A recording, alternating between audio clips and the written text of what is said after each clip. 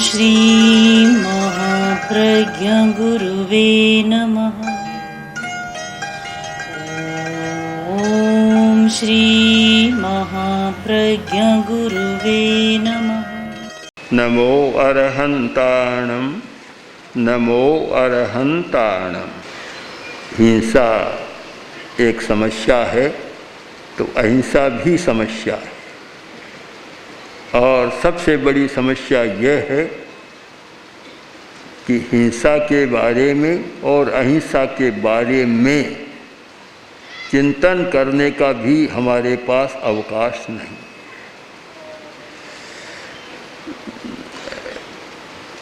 हिंसक शक्ति इसलिए बढ़ती है कि उसके पास काफ़ी तैयारियां हैं, और अहिंसा सक्रिय शक्ति इसलिए नहीं बन रही है कि कोई पूर्व तैयारी नहीं। हिंसा का पूरे विश्व में एक नेटवर्क है, अहिंसा का नेटवर्क कहीं देखने को नहीं मिला। हिंसा का इतना भारी प्रशिक्षण हो रहा है, किंतु अहिंसा का प्रशिक्षण भी बहुत कम, नहीं जैसा है, बहुत स्वल्प।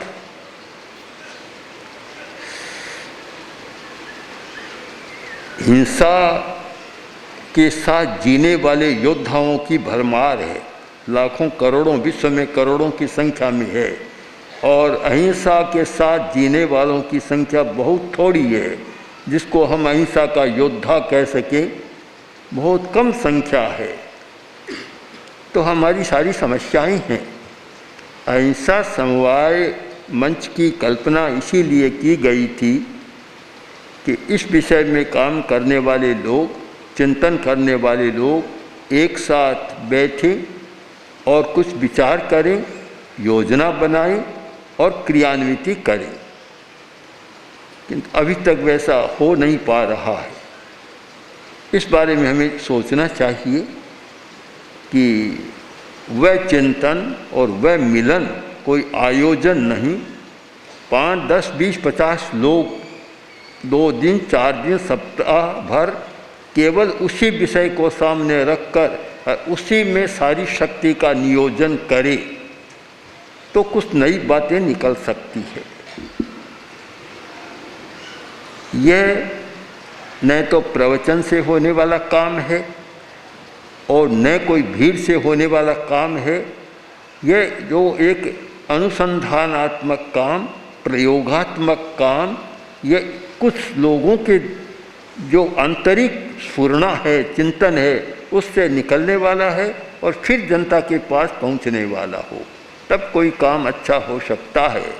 हमें अहिंसा समवाय के स्वरूप पर भी और विचार करना है, उसकी कार्य प्रणाली पर भी विचार करना है कि कैसे इस विषय में हमारा गहन चिंतन हो। अतीत में बहुत लोग हुए हैं जिन्होंने अहिंसा पर विचार किया है। अनेक नाम है, एक लंबी सूची है, और महात्मा गांधी का नाम तो प्रमुख आता ही है। वर्तमान में भी अनेक लोग इस क्षेत्र में काम कर रहे हैं और चिंतन कर रहे हैं। एक बड़ा अहम प्रश्न है, व्यवस्था चलाने वालों में क्रूरता है, करुणा नहीं है, उनमें मानवीय एकता का बोध नहीं है, और उनके मन में भी छिपा हुआ सांप्रदायिकता का अभिनिवेश है। अब ऐसे लोगों के हाथ में सत्ता है, और अगर ऐसे लोगों के हाथ में व्यवस्था का संचालन है तो कोई भी व्यवस्था अच्छी चल सकेगी, ऐसा सोचना कठिन है। यह हमारा प्रयत्न तो ठीक है कि व्यवस्था नीचे से आनी चाहिए, बहुत अच्छी बात है, ग्राम व्यवस्था भी आनी चाहिए, किंतु जो एक आकर्षण है मनुष्य में, उसको बदले बिना कैसे होगा। हम किसी भी प्राचीन ग्रंथ को देखें, गीता को देखें, चाहे धम्मपद को देखें, चाहे आचारांग सूत्र को देखें, जितने भी आप्त पुरुष हुए हैं आर्ष की वाणी जिनसे निकली है उन पुरुषों की वाणी को देखें तो सबसे पहला ये मिलेगा कि दमितेंद्रिय, जितेंद्रिय। अगर व्यवस्था चलाने वाला जितेंद्रिय नहीं है और परिसहजयी नहीं है, कष्ट सहिष्णु नहीं है, श्रम और स्वावलंबी जीवन जीने वाला नहीं है, वह कभी व्यवस्था का अच्छा संचालन नहीं कर सकता। महात्मा गांधी ने बहुत कष्ट सहे। हमारे मन में प्रश्न होता है कि एक जैन मुनि के लिए 22 परिसों का विधान किया गया और परिसय उनके चरित्र का मुख्य लक्षण माना गया कि वह भूख को भी सहन करे, प्यास को भी सहन करे, सर्दी को भी सहन करे, गर्मी को भी सहन करे, अनुकूल परिस्थिति को भी सहन करे और प्रतिकूल परिस्थिति को भी सहन करे, आदि आदि। एक 22 परिसों की एक सूची है। तो सहज प्रश्न होता है कष्ट सहना क्यों? और हमारे सामने प्रश्न भी आता है कि जैन मुनि शरीर को कष्ट देने के लिए। हमने बहुत बार साफ किया कि ऐसा नहीं है। आचार्य तुलसी जब नालंदा पधारे थे, वहाँ के 5-10 प्रोफेसर आए, बातचीत हो रही थी, तो उन्होंने कहा कि जैन मुनि का जीवन तो एक शरीर को सताने का जीवन है। आचार्य वर ने कहा किसने बता दिया, गलत बात किसने बताई आपको? कष्ट सहना हमारा लक्ष्य नहीं है, कष्ट सहना लक्ष्य नहीं है, किंतु हमने जो अहिंसा का व्रत स्वीकार किया है उस अहिंसा के व्रत के अनुपालना में जो कोई कष्ट आए उस कष्ट को सहना है। कष्ट हमारा उद्देश्य नहीं है, कष्ट को सहना है कि अहिंसा से विचलन न हो। बिल्कुल ठीक बात है कि जब तक कष्ट सहने की क्षमता विकसित नहीं होगी कोई व्यक्ति अहिंसा का विकास कर नहीं सकता। बहुत आवश्यक है। सुविधा में रहने वाले लोग अहिंसा की बात को नहीं समझ सकते। जो लोग आज के वातावरण में जीते हैं बड़े लोग कहलाते हैं, और हिंदुस्तान के 30-40 करोड़ लोग जो ऐसे हैं जिन्हें सारी सुविधाएं प्राप्त हैं, वे शायद अहिंसा की बात को सोचने के लिए भी बहुत तैयार नहीं। उन्हें जो चाहिए वह प्राप्त है और उनको ये चिंता नहीं कि समाज का क्या हो रहा है, तो वे लोग अहिंसा की बात को नहीं सोचेंगे। शायद कुछ लोग जो 20-30-40 करोड़ मध्यम स्थिति के हैं, वे कुछ कुछ सोचते हैं जिनमें थोड़ी करुणा है, और शेष जो 40-50 करोड़ लोग हैं जो अभाव का, गरीबी का जीवन जी रहे हैं, और बहुत लोग जो गरीबी की रेखा के नीचे का जीवन जी रहे हैं, वे हिंसा की बात सोचते हैं। उनमें प्रतिक्रियात्मक हिंसा जन्म ले रही है, तो वे हिंसा की बात ही सोचते हैं और योजना भी ऐसी बनाते हैं। अपराध की मनोवृत्ति बढ़ती है और हिंसा, प्रतिक्रियात्मक हिंसा भी बढ़ती है। इस प्रकार 3 कक्षाओं में बंटा हुआ है समाज। एक बार डॉक्टर राम मनोहर लोहिया ने आचार्य तुलसी से कहा कि आप मुनि नरसिम्हा जी को, जो मेरा पहला नाम था मुनि अवस्था का, आप मेरे साथ गाँव में भेजें और मैं साक्षात कराऊंगा कि हिंसा कहाँ जन्म ले रही है। हिंसा जन्म वहाँ ले रही है कि जहाँ अभाव है, जहाँ खाने को रोटी भी नहीं है, और जहाँ अन्याय भी मिलता है, और आज की भाषा में कुछ शोषण कहीं कुछ भी हो रहा है, वहाँ हिंसा जन्म ले रही है। मैंने मुंबई बताया जा सकता, आतंकवाद भी उन्हीं झुंगी झोंपड़ियों में पनप रहा है और हिंसा भी वहाँ पनप रही है।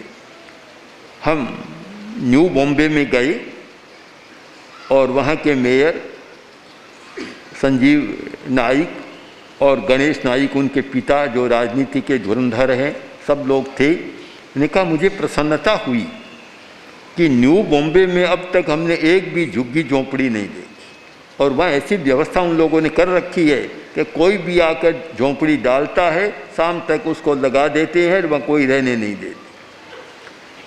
इस प्रकार एक सामुदायिक चेतना जब जागृत होगी, हिंसा के कारणों पर विचार होगा, तो फिर अहिंसा की बात आगे बढ़ेगी।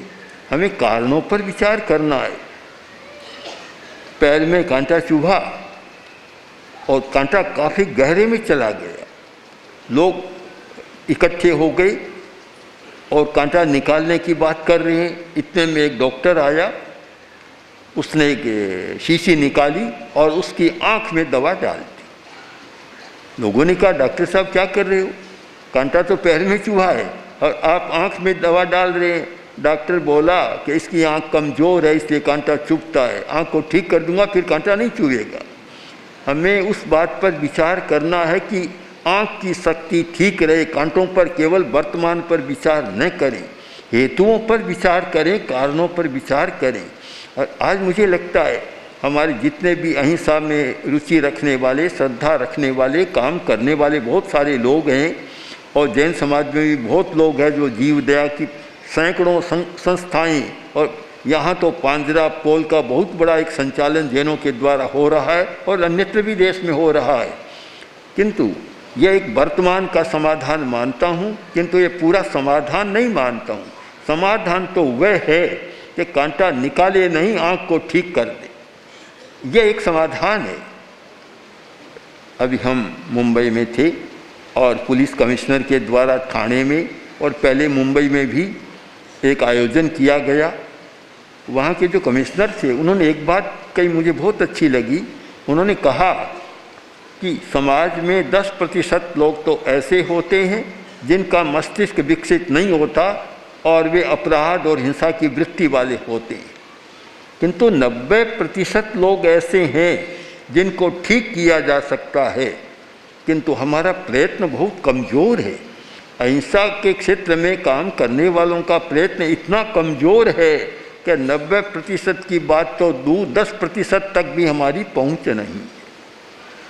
हमें इस दिशा से सोचना है कि अहिंसा शक्ति बने, और जो अहिंसा समवाय का एक उद्देश्य है मंच का, और अहिंसा सक्रिय शक्ति बने और हम समस्याओं को सुलझा सकें, वह तभी संभव है कि व्यक्तिगत चेतना के साथ साथ सामुदायिक चेतना की बात भी समझ में आए, और सामुदायिक चेतना के साथ साथ व्यक्तिगत चेतना की बात भी समझ में आए, और दोनों का समन्वय कर और हम कुछ ऐसा करें कि अहिंसा के प्रति एक आकर्षण पैदा करें।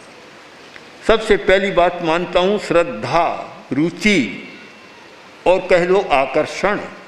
जब तक आकर्षण पैदा नहीं होगा, रुचि पैदा नहीं होगी, प्रीति पैदा नहीं होगी, श्रद्धा पैदा नहीं होगी, तब तक किसी भी तत्व का विकास नहीं हो सकता।